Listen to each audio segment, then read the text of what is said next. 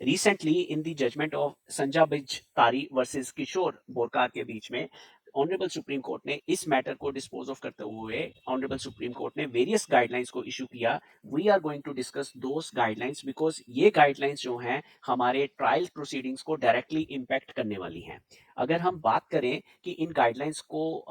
बकेटाइजेशन करें तो ये guideline service of the summons के ऊपर किस तरह से, जैसे कंप्लेंट फाइल हुई और उसके बाद अगर नोटिस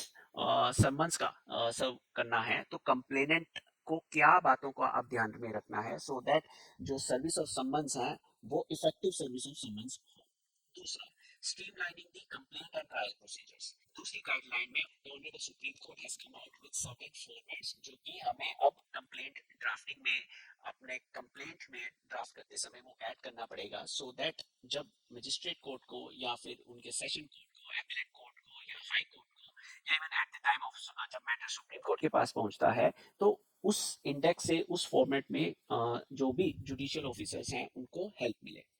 तीसरा जो गाइडलाइन है वो है सेटलमेंट्स के ऊपर ऑनरेबल सुप्रीम कोर्ट का फोकस ज्यादा है बिकॉज